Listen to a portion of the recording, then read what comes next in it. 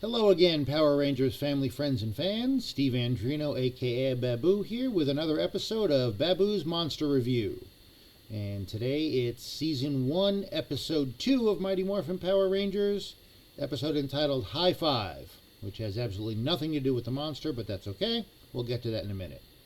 One thing I did want to go over real quick is we had talked the other day on the last episode about Goldar and his wings.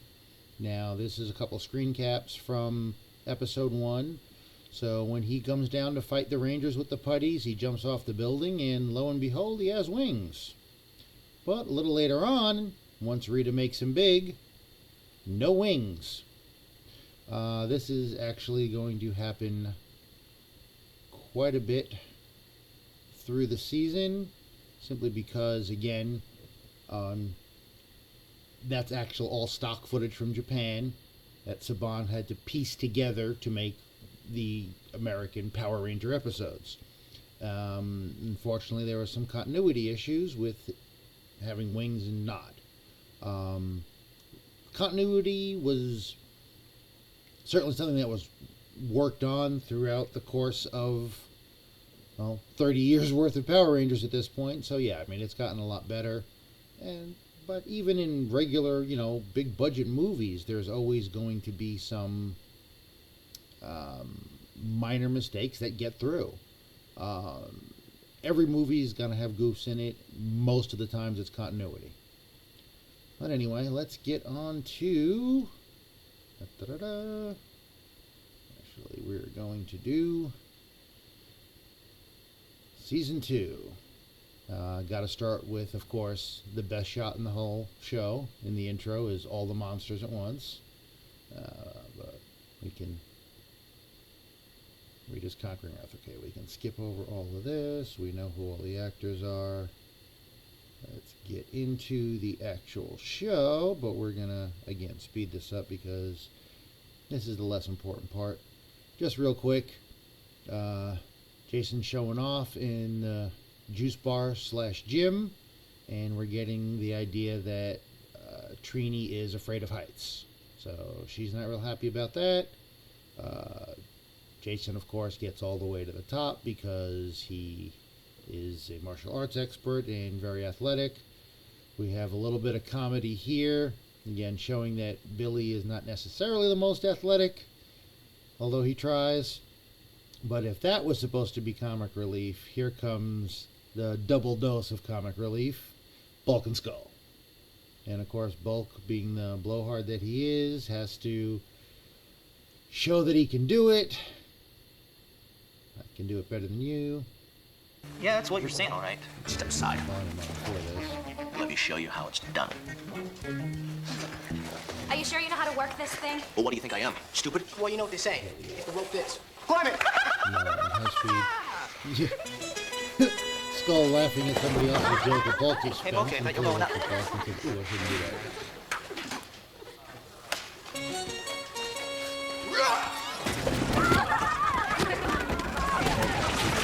Out of the ceiling, and there's the fallout from that.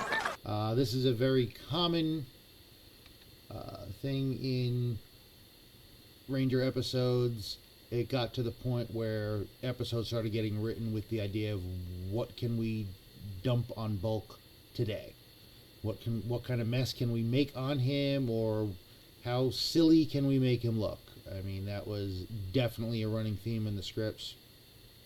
And as the season goes on, we'll see some very interesting situations Bulk happens to get himself into. Okay, but back to this. Okay. Oh yeah, Bulk, you really showed us this time, didn't you? Yeah. Little ways into the show. There we go. Power Rangers are gonna wish they never tangled with me. I'll trap them in a time warp the same way I did. Nice shot of the balcony overlooking Earth, the telescope. Again, anytime you see the gears up here, that's going to be old Japanese footage. Again, pretty much all the Rita shots in season 1 are stock footage. Anytime that there is live footage shot in the U.S., I will point that out to you. but if I don't say anything, you can pretty much rightfully assume that it's old stock footage from Japan. Zordon, and when I'm through, the world is going to be mine! See, I finally completed a narrow beam transmission module that will allow wave function over an extended interval. Billy showing off Well, aren't y'all excited? about him Well, I building will be as soon as I something, figure out and what they you have just no said. idea what he's He's talking created a about. communication device using microwaves. Affirmative. Is- See, we now have connection to Zordon and Alpha in the command center. The communicators. Wonderful invention. Justifies them being able to teleport and communicate with each other. It's a very good MacGuffin to make things a lot easier. This is more phenomenal. They respond to tactile. And the first time the word more phenomenal has ever been uttered on screen by Kimberly. Pressure followed by Actually, that might not be true. She might have actually said it in the first episode. But auditory stimulus. So what you're saying is that with this touch and definitely talk, her phrase, like although this. someone else will use it later on in this episode. The neutrino power grid must have crossed molecular. Uh-oh, incoming! And obviously, Billy's invention is not quite up to speed, but Alpha's going to take care of that shortly. Hey, guys! It appears my communicator's malfunctioned. Oh, welcome, homeboys, homegirls. What brings you to the hood? Too much. Real quick, I'll do a quick shot on me here. There we go. Okay, so with Alpha 5, same thing as with any of the other monsters. You have a suit actor, a body in the suit, and then you have the voice actor. Several different people have played Alpha throughout Power Rangers history. In the movie, a couple of different people in season, and then I know later on they had Alpha 6. So, but yeah, just like the monsters, it's not always, actually, the voice and the suit actor are 99% of the time different. I mean, that goes back to Star Wars. You know, and James Earl Jones, everybody knows, was the voice of Darth Vader. And an unusual thing at that time, the voice actor was not listed in the credits. James Earl Jones is only in the credits of Return of the Jedi. They listed David Prowse as the actual guy in the suit, is listed in the credits as Darth Vader. I mean, there are times certain people now, like I know Doug Jones is a hugely famous suit actor, who's done most notably a couple of the Monsters and Pan's Labyrinth. I'm blanking on the other one now. Done several things. He was Abe in the Hellboy movies. At some points he's done his own voice, but it's pretty rare to do that, to have the voice and the actual costume suit actor be the same. Okay, let's get back to this. And let's get going. TV. I commend your latest invention, Billy. Not only have you created a communicator, but you've also tapped into the command center's teleportation unit. With proper adjustments, it will allow you to teleport here in an emergency. But until Alpha can reprogram it, it'll serve as a two-way communication link between the command center and each other, from wherever you are. Alpha 5 My device comedy. ready, or Okay, have here you we go. messed it up? Okay, so Rita has asked if Baboo has gotten something done. Now, this is another recurring theme. Squat and Baboo are what I refer to as the flunkies, the gophers. They're the assistants. They're the, as I described in an interview, which I didn't necessarily realize even when I was necessarily doing the character. It's just kind of what I fell into. In my opinion, Squat and Baboo are toddlers.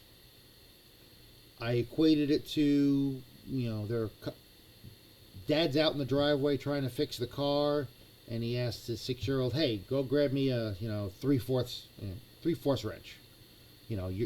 You as the child want to help your dad fix the car. It's the greatest thing in the world to feel like you're important and you're needed and you can help, even though what you're doing is very, very minor, very minimal on the overall scheme. He could technically just get up himself and go get the wrench, but you're laying down on your back underneath the car. You'd like someone to do something for you. Rita, even in the last episode, why do I have to do everything myself? When Squat suggested she make Goldar big to try to fight the Rangers. So she gives Baboo and Squat tasks in most episodes. Well, in some episodes. Even though Squat and Baboo are the comic relief, pretty much any time they're asked to do a task, they succeed in what they are asked to do. Even though they get yelled at in the end when ultimately the plan goes awry and the Rangers win. But just something to keep in mind. You know, we, meaning Squat and Baboo, we're seen as the afterthoughts. You guys can't fight, so I need you to do something for me. But we're usually successful. I managed to get it ready even though locating slowed me down. Now that looks okay. It's all programmed. It'll fly down to Earth. And wherever it lands, it'll open up a hole in time. Finster's monster will trap them in the hole, and they'll be gone forever. Finster! The time device is ready. Okay, so the time device, if we go back a second here. There, a little further. Device ready, or have you messed it up? It is basically I managed to get it. a model of the space shuttle. And also not very big, at least in comparison to Squat and Baboo. Now we know Rita can make things bigger, so maybe she'll make this bigger. Let's find out. Finster's monster will trap them in the hole, and they'll be gone forever. Finster! The time device. Now we have Finster here, a bunch of clay models of monsters in the background. Is ready. It's time to pick a monster. The babies. Which I love that they animated some of them. one of the delightfully hideous creatures are we them look using? alive as clay. I thought that was a really great touch. Not my queen. I'm Making a new monster called Bones. Bones is a fun monster. You would name Bones. I'm sure he'll be perfect. He better be. He's so gruesome and ugly. Just what I wanted. Gruesome and ugly, just what I wanted. Yeah, there aren't too many pretty monsters on Power Rangers, so. Thank you, my queen. I've set the monster planet for full power. Again, just like we saw on the last episode, a whole bunch of putties go into the Monster-matic at once.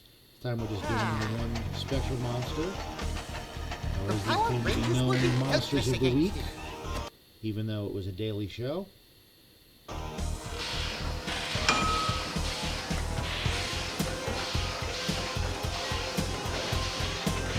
What's taking so long? He's going to be overcome. Again, Squat running into something for the comic relief. Here we go. Our first look at Bones. Obviously skeleton-like. Not quite sure what's up with the cape. Kind of reminds me almost of like a matador cape, even though it's the black and red. I guess it's kind of a traditional vampire cape. Black on the outside, the red lining. And he's got the black hat with the red ribbon on it, a little red bow around his neck. Maybe he's a present of some sort. The head comes off. Perhaps I should have set the machine on low. And Fitch is like, uh-oh, maybe I did something wrong. And Rita's like, okay. All right, salad brains, it's time to launch the time device. Really? Salad brains. She called us salad brains. She's my empress. She can get away with it. And I don't want any mistakes. I want the Power Rangers gone. So you want me to launch it? Yes! Of course, my queen. I've just got to pull this lever. Oh boy, I hope he knows what he's doing. Ready? Fire! Okay, it's flying to Earth. Obviously, not obviously, up until now, it's working. It's working fine. Where is that thing? I can't wait to trap those power geeks in my time warp. Zeroing in on it. There it is. There it is. And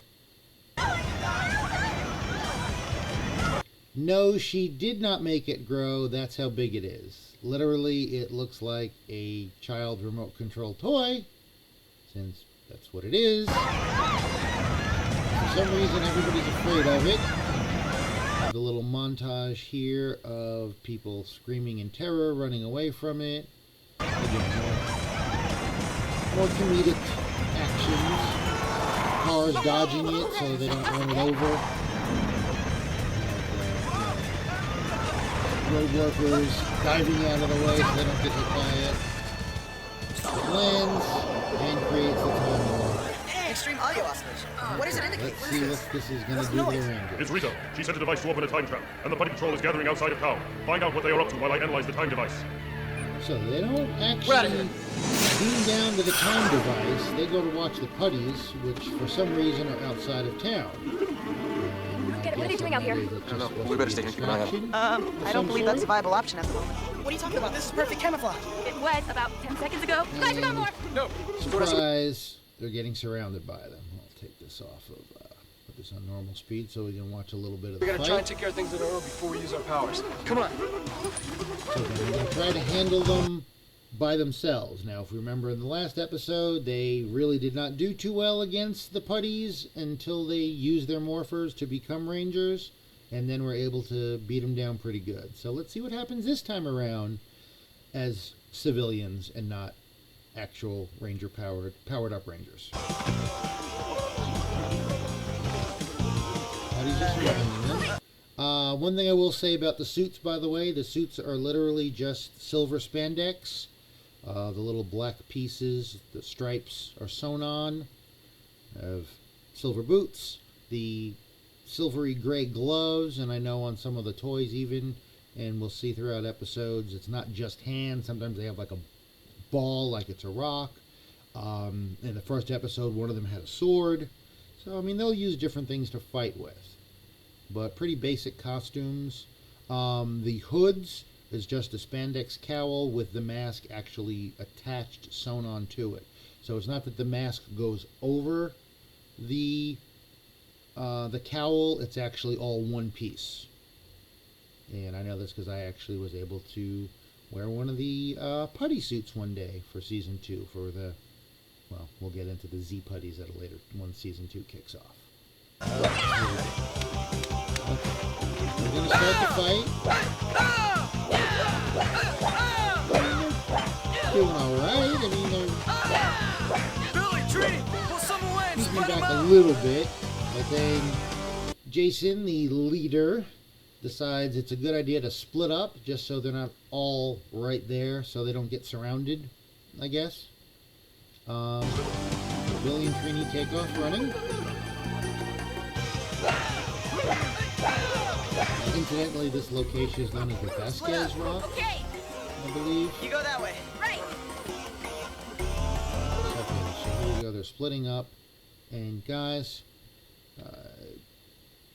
should be obvious in any fighting situation. Splitting up is usually not a good idea. Just saying.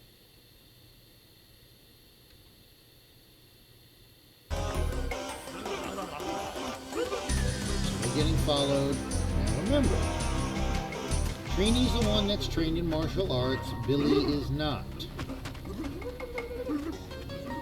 I love here we have the classic movie trope of the good guys hiding right underneath where the villains are standing, looking out for their nemesis. Just stay quiet. They won't see me. Oh, we jump right over her. We don't know where she is. You go that way. I'll go this way. Let's find her. Okay, so Trini's okay, but then she gets out from behind the rocks and looks up. Billy! Billy, come back! You fall! Billy's being chased up on top of the rocks. And again, we know that from the end of the episode, Trini is scared of heights. So there she's scared for Billy. Now, mind you, Billy's not scared of heights, but Trini's worried for him. More fighting by the Rangers, trying to fight the putties, but again, we keep focusing back to Trini, and now Billy's up near the top of the rocks. Uh-oh, he's at a dead end. Now, there's only one putty there. This is kind of interesting. So Billy's afraid of one putty. Commercial break. Billy's got one putty following him up on top of the rocks. Again, it's a little different than climbing a rope. I mean, it's solid ground. There's a path up there. If you don't get too close to the edge, you really don't know how high you are. So, but again, kid show, we got to have a message. And it's always good when somebody can overcome an obstacle other than an actual person / monster. Let's get back to it. There we go.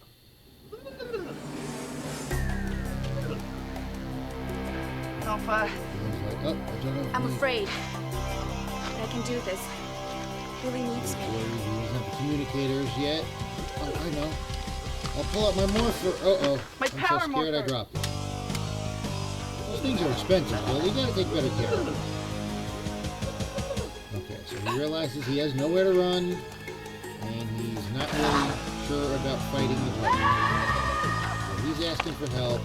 You see the other Rangers down on the ground, kind of stuck fighting putties themselves. But I have to. There's no one, however, just the one leg dangling, like he's about to fall off. And the other three have been surrounded by putties. So again, not doing so hot without rangering up. Hey, the putties aren't even really hitting him. It's just, we're just going to trap you. Billy almost falls. Hey, dirtbag! Trini's made it up there. Again, you're this close to beating Billy, Putty. Come on, you had him. Just because she called you a name, you could have had Billy beat first and then gone after her. Instead, doesn't take the easy win. Gets taunted. I'm not quite sure how she got around him that fast. Come on! But now she's going to protect Billy. And all she does is move out of the way, and That was Putty truly more fortuitous, falls to Trini. his, Thanks, Billy. demise. And morphitudinous. Now that's one I don't think got mentioned many, if any, more times during the show. More phenomenal, we know did. Morphitudinous, I don't think we're going to hear that one again. What about them? They're in trouble. We've got to get down there and help them. Okay. So they're going to... Obviously they're in trouble. They're completely surrounded. You can barely even see them in there. Let's go. Not strong enough to break out. Now again, Billy before was afraid to fight one on top of the rocks, but here he comes in, breaks a bunch of them up. Form a human chain! Now! Zach, ready! Locked on! Go! Let's do it! Now we have... Wow. I really don't know what to say about that. It's funny. And unfortunately for funny, it's effective. And of course, we have to show them with cactus pieces all over themselves, showing how badly they got beat, running away.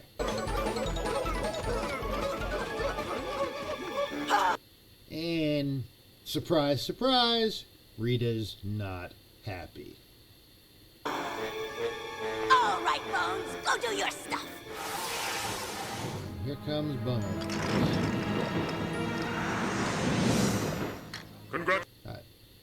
Cool effect of him actually being able to reform Rangers, himself. you've done a There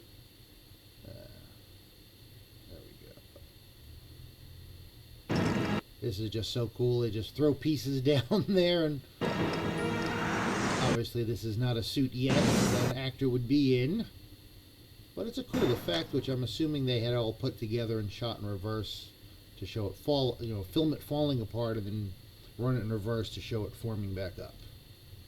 Okay. Skip a little bit here. We can fast Congratulations, Power forward through Rangers. this. You've done a Yay. superb job dealing with Good the job, puppies. Trini. And special congratulations to you, Trini, for overcoming your fear in the face of an emergency. Fear to save your friend. Hold your position, everyone. Our scanners have picked up a new threat. Rita has sent a creature named Bones down to the amusement park. He can fire energy bolts out of his eyes, and jump long distances, and even make himself disappear. He probably controls the time device as well. Okay. One thing I want to say about this. Back to me for a second. All right, so we get the impression, obviously, Zordon was the one that trapped Rita for 10,000 years, which means they've been enemies before this. Zordon's going to know some of the monsters that she's used. We saw them all lined up over there. But Finster made a point of saying, no, I'm creating a new one for you. This is Bones. I get Zordon sees him in action right now to see what powers he can use. How does he know he's named Bones? Unless we don't see when he first gets to the amusement park, he's going around yelling, "I am Bones!" and doing all this stuff. I just always thought that was a little unusual that Zordon would know his name. So get moving, Power Rangers. It's morphing time. Mastodon! Pterodactyl! Triceratops! Saber-tooth tiger! Tyrannosaurus! First time in Power Rangers history that the phrase "It's morphin' time" is uttered by Zordon. The first person to say it, of course, happens a lot going forward. All right, obviously not quite the same suit that we saw reassemble itself, but this is because someone has to be in here to do this. Also, Bones has a sword. Goldar had a sword. One of the putties in episode 1 had a sword. The Megazord has to summon a sword, the power sword. I sense a theme. The head comes off, spins around, he turns invisible, and the spinning head is what traps them in the time warp. Man, what is this place? Look out! And Bones is here to fight. Blasters up! Now they get the blasters. Now this is the only time we see the skeleton monsters. You know how to do it. And now Squat and Baboo are here with the bomb. The bomb is supposed to close the time warp, trapping the Rangers within. Of course, near as I could tell, that would also trap Squat and Baboo, and Bones and the skeleton monsters. Now to blow the time device and trap them here. Come on, hurry up. You get what magic is. I told you not to forget them. Oh, let me see that. There. Oh. This should be in regular speed. This is the good stuff. There we go. I'll go back a little bit. Here we go. Man, what is this place? Look out! There we go. Blade blasters up! They've got blade blasters that they can use. And again, we haven't seen the skeleton monsters before. Don't think we will again. Wow! And again, Red Ranger, the leader, going to fight the big boss. Oh boy!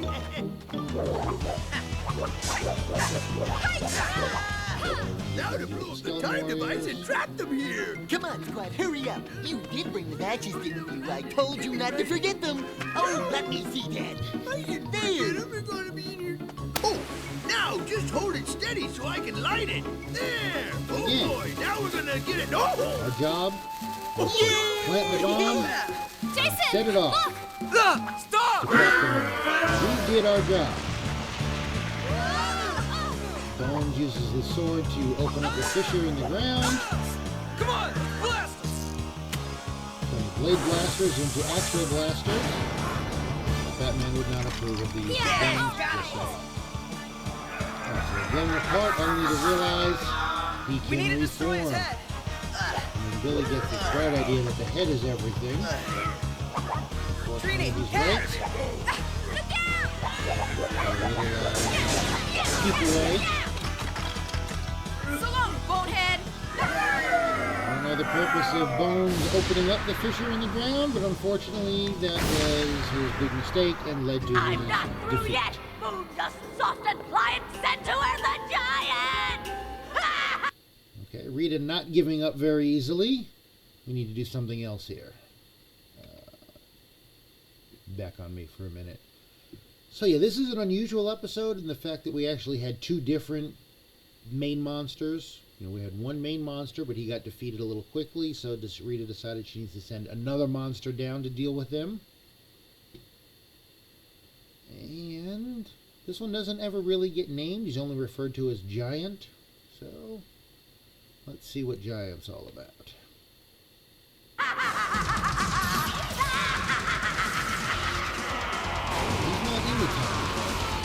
He reaches into the time warp to grab them, and let me down, you big ox! he grabs Red Ranger, bombs about to blow. Squat and Baboo realize they need to leave. Bomb goes off, and instead of closing the time warp, it blasts the Rangers out of the time warp. Now, I'm sorry. That is not Squat and Baboo's fault. We did what we were told. Just because it did not have the intended result does not make it our failure. Okay. So we have Giant. Man, I've had about enough of you. Roman Let me go! armor. Again, nice big sword. The helmet I got is really cool. Zorda, we need dinosaur power now! All the Zords. In episode 1, Zordon told them not to escalate unless Rita escalates first. Sending down the giant warrior definitely would count as an escalation, so I get them having to summon just the dinosaur, that's what I not the call Megazord like power. last time. So, interesting. Let's kick some giant. This one's gonna all be Jason. Nothing. Ready to fight. Dinosaur power on!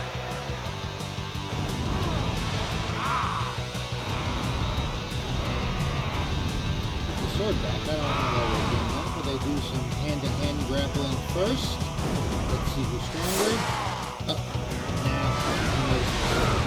Gets a couple of good hits in, too. Good sparks flying from the dinosaur there. Two tail walks and Giant's down. How am I doing, Zach? More phenomenal. Yeah. Parries the sword blow, puts him in a hammerlock, spins him around, gives him a good kick, and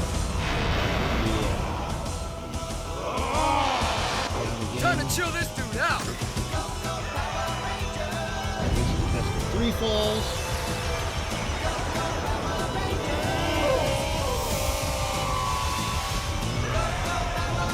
Dinosaur power is Chilling Breath. That speed wins. And that beats Giant. Kicks the model of the earth at Squat and Baboo. I'm sorry, we didn't deserve that. Again, we sent the time trap down there. It landed safely. It opened the time trap. Rangers ended up in the time trap. We were told to send a bomb to blow the time trap closed. We did all what we were supposed to do. Not our fault. We did not deserve that. Under headache! Somebody bring me an aspirin! And there's headache number 2 for Rita. Oh, she's 2 for 2 on headaches. So, again, now we get to the celebration. I heard it on the We radio. did it. 5 superheroes saved the park from this zombie guy. And they He called wasn't a themselves zombie the guy, he Power was a Rangers. skeleton guy. And this Speaking is of the which, first time that our communicators are the fully rest of functional the again thanks to Zordon world, and Alpha. well, at least on So like we can teleport and communicate to the command center with these things? Affirmative. Power Rangers. This is so 90s. Oh, Trini, I really wanted to express my gratitude in helping me out today. Yeah, the way you climbed those rocks was more phenomenal. Zach about to be a I guess real what they say is jerk true. here. You really don't know what you can do More until you're forced to do phenomenal it. again. I hope I can be that confident the next time. Girl, looks like you've definitely overcome your fear of heights. I'm sorry, I'd have been a little upset at that. And there we go. So that's the end of episode 2. High five. Again, the high, I guess, being for the Trini's fear of heights. And the high five because she overcame them. So there we have episode 2. Again, Baboo and Squat certainly a lot more featured. We get an idea of what they are. As I said, they can't fight. They're not equipped to fight. And I think it's because they're literally toddlers. Of course, they were trapped for 10,000 years, so I don't know how many 10,000-year-old toddlers. You get the point. Thanks again for tuning in, and next time, of course, we're going in order, so it's going to be Season 1, Episode 3, called Teamwork. Till then, remember, monsters need love too.